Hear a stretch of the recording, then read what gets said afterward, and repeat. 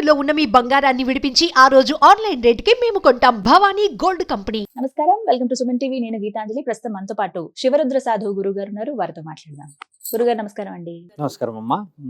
గురుగారు, మనిషి చనిపోయే ముందు కొన్ని సిమ్టమ్స్ ఉంటాయి, అంటే కొన్ని లక్షణాలు బట్టి తెలుస్తాయి, ఆ మనిషికే తెలుస్తుంది అని అంటారు. అసలు ఎలాంటివి ఉంటాయండి, తెలుసుకోవచ్చా?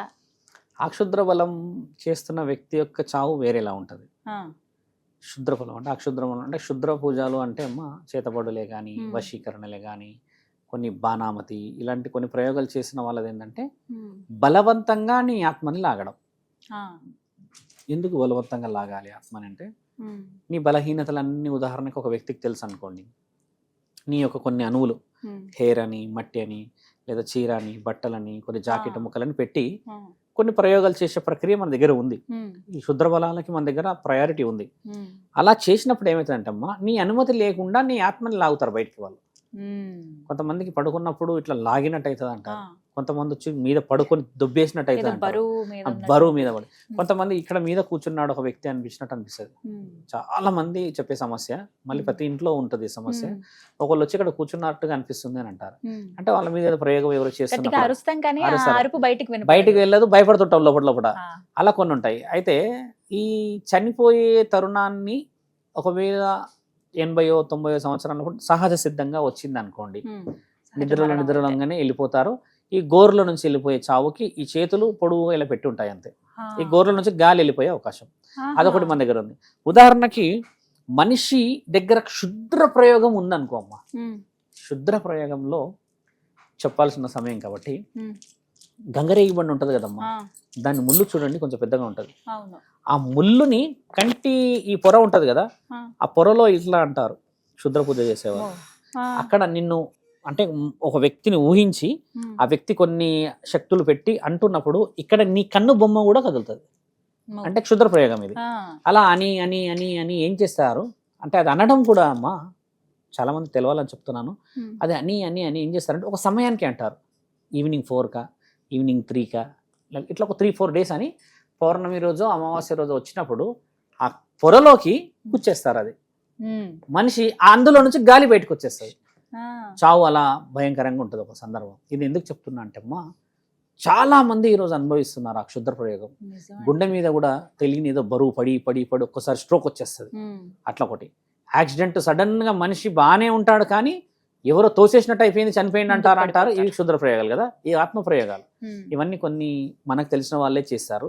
ముఖ్యంగా ఈ క్షుద్ర ప్రయోగంలో ఇంకొక ఆలోచన ఏంటంటే అమ్మా, వెరీ వెరీ వెరీ పవిత్రమైన శరీరం ఉందనుకోండి ఒక వ్యక్తిది, మంచి పూజ చేసుకుంటాడు, తప్పులేం చేయడు, దాన ధర్మాలు చేసి మంచి వ్యక్తి ఉన్నాడు అనుకోండి, అటువంటి వ్యక్తిని కొట్టడానికి బలమైన వస్తువులు కావాల్సి వస్తుంది.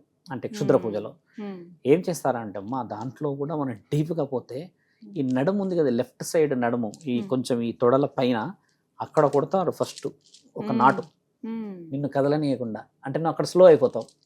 తర్వాత యాజ్ ఇట్ ఈజ్ నీకు సినిమాలో చూపిస్తారు, ఈ చేతికి ఇక్కడ కొట్టినట్టు, ఇక్కడ కొట్టినట్టు, కాళ్ళకు కొట్టినట్టు, ఇక్కడ కొట్టినట్టు, ఇక్కడ కొట్టినట్టు. స్త్రీలకి బొడ్డు కింద కూడా కొడతారు, అంటే నిన్ను కదలనీయకుండా. ఇలాంటి చాలా మందికి జరుగుతుంటాయి, వాళ్ళు కనిపెట్టలేదు. కొంతమంది గురువులు ఏం చేస్తారంటే అవి కనిపెట్టగానే ఇమ్మీడియట్ రక్ష కట్టేస్తారు. అంటే నీ చుట్టూరుగా ఒక ఫెన్సింగ్ వేసేస్తాడు, రక్ష వేసేసి ఏం చేస్తాడు, ఎవరిని కూడా ఏ మంత్రం వేసినా అది రిటర్న్ అయ్యే అవకాశం పెడతాడు. అదొక వేరే తరుణం. మీరు అడిగింది మనిషికి ఏ సిమ్టమ్స్ ఉంటాయి అన్న దాంట్లో ఇప్పుడు బయట నుంచి వచ్చే సిమ్టమ్సే చెప్పా మీకు నేను. సహజ సిద్ధమైన సిమ్టమ్స్ ఏంటంటమ్మా, అలా పక్కలో ఉన్నప్పుడు లేదా ఆ బాధ్యతలు అన్ని నీవి అయిపోయినప్పుడు, కళ్ళు తెరిచినప్పుడు, లేకపోతే నిద్రపోయినప్పుడు, లేకపోతే ఏదైనా విషయ వివరణ అయినప్పుడు జస్ట్ ఒక ఫ్రాక్షన్ ఆఫ్ సెకండ్స్లో వెళ్ళిపోతుంది. 11 క్షణాల్లో నీ మరణం సంభవించి వెళ్ళిపోతుంది. అసలైన వివరణ ఏంటంటమ్మా, ఈ రోజుల్లో 99% నాట్ ఒక 1% ఎందుకు చెప్తున్నా, 99% అంతమ్మా బల ప్రయోగంతోనే మరణాలు అవుతున్నాయి. బల ప్రయోగం. అంతమంది క్షుద్ర పూజలలో కూర్చున్నారు మహానుభావులు. ఒక 1% పుణ్యం ఎందుకు వచ్చింది అంటే, ఈ రోజుల్లో పైశాచికత్వం, ఈగో సాటిస్ఫాక్షన్, నువ్వు అది కావద్దు, నువ్వు బాగుపడద్దు, నువ్వు ఇది చేస్తావు, అట్లా చూస్తావా, ఎట్లా చూస్తావా, మేము ఇది చేస్తాం అన్నప్పుడమ్మా ఈ క్షుద్ర ప్రయోగం వేలల్లోనే చేయగలుగుతారు. బాగా గమనించండి. వాడికి లక్షల మంది భక్తులు ఉంటారు, వాడు లోపల క్షుద్ర ప్రయోగాలు 100 మంది చేసుకోగలుగుతాడు. ఒక భక్తులు వచ్చేసి ఇది సమస్య అని చెప్పేసి ఆ సమస్య తొలగించేస్తారు. ఒక సాధువు కానీ, ఒక గురువు కానీ, ఒక సాత్వికుడు, ఒక నాగ సాధువులు, అఘోరాలు కానీ, ఇంకా బ్రాహ్మణుడు ఏం చేస్తాడు తెలుసా అమ్మ, అయినా నువ్వు అవతల వ్యక్తి సమస్య చెప్పినప్పుడు అవతల వ్యక్తిని ఏ విధంగా జరిపేయాలనేది చెప్పడు. ఆయన ఏం చెప్తాడంటే నిన్ను నీవు ఏ విధంగా కాపాడుకోవాలో చెప్పి నీవు ఏం చేయాలి.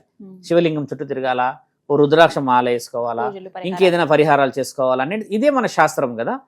ఇక్కడ ఏమైందంటే కలియుగంలో ఉన్న అత్యంత ముఖ్యమైన అంటే వృత్తాంతం ఏంటంటే అమ్మా నెగిటివ్కే వాల్యూ ఉంది ఇక్కడ కలియుగం. కాబట్టి మీరు అన్న ఈ క్షుద్ర ప్రయోగాలు ఎక్కువ జరుగుతాయి. దేవుడిని నమ్మరు కదా తల్లి ఇక్కడ. అలాంటప్పుడు మరి దేవుడు నిన్ను ఏ విషయంలో కాపాడతాడు? ఇప్పుడు అమ్మనే మనం రెస్పెక్ట్ లేకుండా ఈ రోజుల్లో ఉన్నాము. చెల్లి కానీ అక్క కానీ ఎవరికైనా మనం రెస్పెక్టే ఇవ్వట్లేము. ఎక్కడ చూసినా మనం చూస్తున్నాం కదా, మన సెల్ఫ్ సాటిస్ఫాక్షన్ నడుస్తుంది. అలాంటప్పుడు అమ్మ దేవుడు నువ్వు పిలిస్తే రావాలి అన్నంత ఆలోచన ఎప్పుడు రావాలంటే నీ వంశం మొత్తంలో ఉంటేనే వస్తాడు ఆయన. ఒక్కడివి నువ్వు కారణ జన్ముడే పుడితే నీ ఒక్కనే కాపాడుకుంటాడు. ఒక్కరివి నువ్వు ఉంటేంది చస్తేంది గుర్తుపెట్టుకో. ఎక్కడైతే బాధ్యతలు ఉంటాయో తల్లి ఆ మరణమే బాధ. ఎక్కడైతే బరువు పిల్లలు, నెలంత రాషను, ఇక ఫీజులు, ఈ రెంటు ఇవన్నీ ఉంటాయి చూడండి, అక్కడ తలనొప్పి వచ్చిన ఆ భార్యకి ఆ భర్తకి ఎక్కడ లేని బాధ. అలాంటి వాళ్ళకి మరణం రాకూడదమ్మా. ఉన్నారు కొంతమంది ఇలాంటి వాళ్ళు ఉన్నా పోయినా ఒకటే అనుకుని తిరుగుతారు కదా, అలాంటి వాళ్ళకి అసలు రాదు మరణం. అట్లా 100 మంది ఉన్నారు.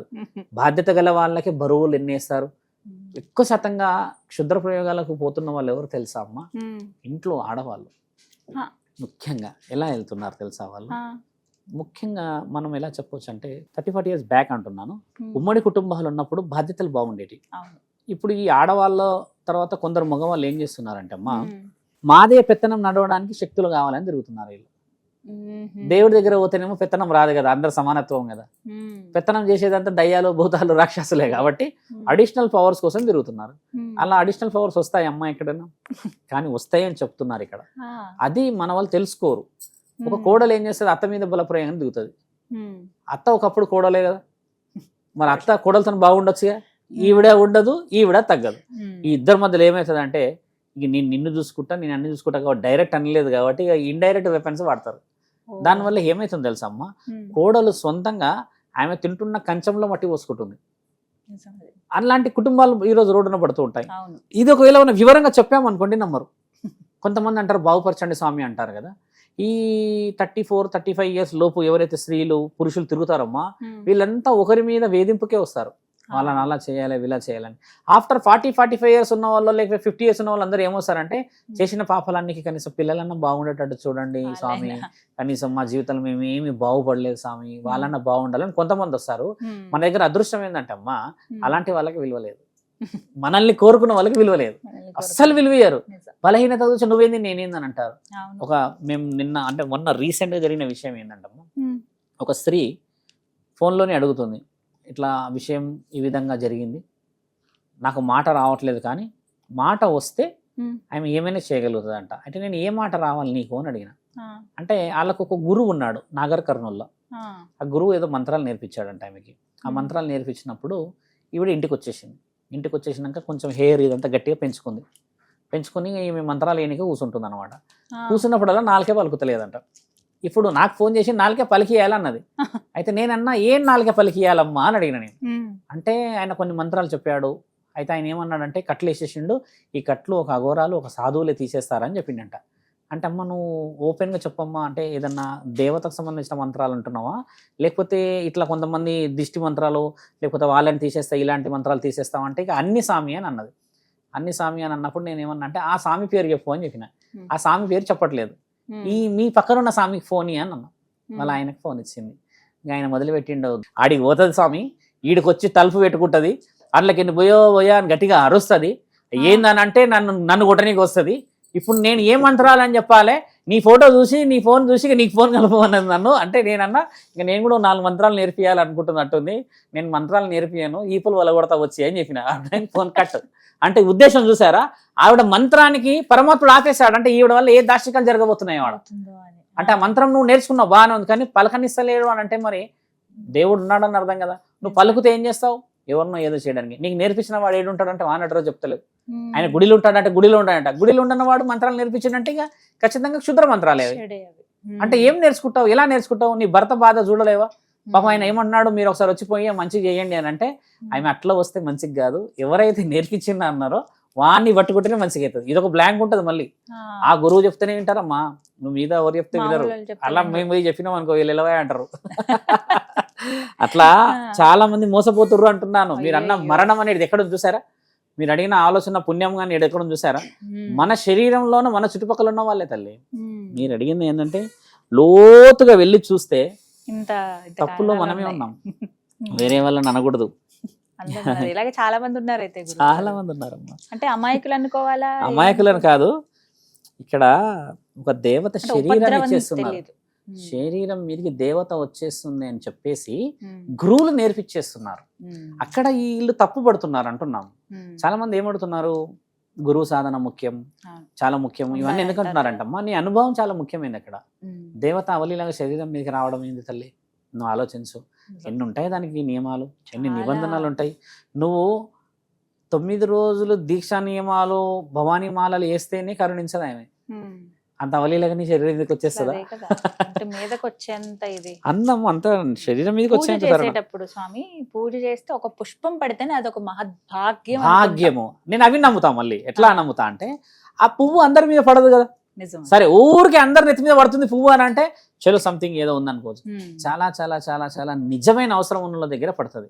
అంతెందుకు తల్లి, భోజనం భాగ్యము. ఇప్పుడు మీరు గమనించండి, మనం ఇక్కడ అన్నదానానికి పోతాం కదా, ఆ అన్నదానంలో అందరికి ఒకలాగా వస్తే మనకు ఒకలాగా వస్తుంది అనుకోండి, అది కూడా ఆయన లీలే. ఇప్పుడు కొంతమంది స్వీట్ రాదు, బాగా అదేమవుతుంది, అంత అదృష్టం ఉండాలి, గణేశుడు కూడా తింటున్నాం అంటే ఈ కృప అంతా నిర్ణయించబడిందని ఎప్పుడు తెలుసుకుంటాం మనం అంటున్నాను నేను. దైవాధీనం లేనిది ఏ పని జరగదు తల్లి. ఇంకా మీరు అన్నట్టుగా పుణ్యం చాలా ముఖ్యమైనది. ఆ 16వ కర్మ చాలా మంది అడుగుతారు, ఏందో ఆ 16వ కర్మ కనుక్కోమని చెప్పి. 15 కర్మలు అనుభవించింది 16వది దొరకదు. ఇది కూడా ఉంది మళ్ళీ డైరెక్ట్ 16వది. జన్మ జన్మల నుంచి అది మనం క్యారీ మన చుట్టూ ఉంటుందమ్మా. ఆది బీజం మన వంశం. ఇప్పుడు మీరు ఉన్నారు, మీ పేరు ఉదాహరణకు ఒక పేరు, మీరు ఈ వంశానికి ఇప్పుడే పేరు కాదు, మీరు మీ వంశంలో ఆల్రెడీ ఎన్నో చూసి వచ్చారు ఇక్కడికి.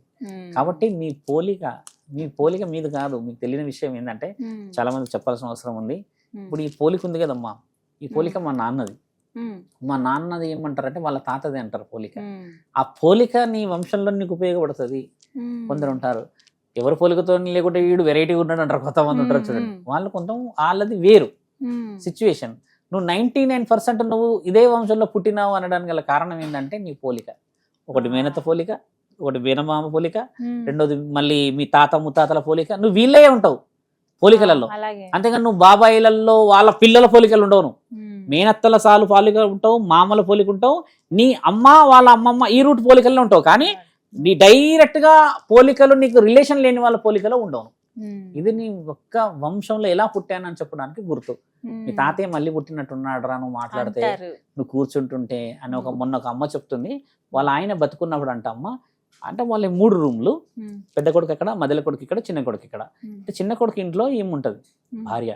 అయితే ఈయన గారు ఏం చేసేవాళ్ళంట అంటే డ్యూటీ నుంచి రాగానే బ్యాగులు పెడతారు, అప్పట్లో సర్ది పట్టుకోవటగా, అండ్ బీడి తాగి అలవాటు కాబట్టి ఆయన బీడి తాగి స్ట్రేట్గా పెద్ద కొడుకు ఇంట్లోకి పెట్టాడంట వాళ్ళ మనవన్ని చూడడానికి. అంటే అదొక కోరిక. తాగుడు చూసి ఆడనే ఒక సిగరెట్ ఆ బీడి తాగేసి నీళ్ళు తాగేసి కాళ్ళు కడుక్కొని ఇంట్లోకి పెట్టాడంట. ఆయన చనిపోయాడు. ఇప్పుడు వాళ్ళ మనవడు స్ట్రేట్ అలాగే నడుచుకుంటూ వస్తాడు ఇంట్లోకి, అదే వంగి చేతి వెనుక పెట్టుకుని ఇట్లా వస్తాడంట నాని అనుకుంటా. ఆయన చెప్పి ఏడుస్తుంది, మొన్న నా మొగుడు వచ్చినట్టే వస్తాడు వీడు, అట్లనే తొంగి చూస్తాడు లోపలికి వచ్చి చూసాడు అంటే ఆ చూపు ఆ జ్ఞాపకం కనబడిపోతుంది అక్కడ. ఇంత పెద్ద శాస్త్రం ఎట్లా మర్చిపోతామమ్మా మనము? ఎంత పోలిక ఎంత బలమైంది తెలుసా అది. దాన్ని ఎందుకు చెప్పుకోం మనం? ఇదేదో బ్రీడ్ అని, ఇదేదో టెస్ట్ అని, ఇదేదో నెగిటివిటీ అని, ఇన్ని ఇన్ఫర్టిలిటీ సెంటర్స్ ఉన్నాయి కదా. Why we are not creating a baby? ఎందుకు బ్లడ్ తోనే వస్తుంది? రక్తానికి ఉన్న శక్తి అంతా ఇంత కాదు కదమ్మా. చాలా తెలుసుకోవాలి. చక్కగా వివరించారు గురుగారు. నమస్కారం. నమస్కారం అమ్మా.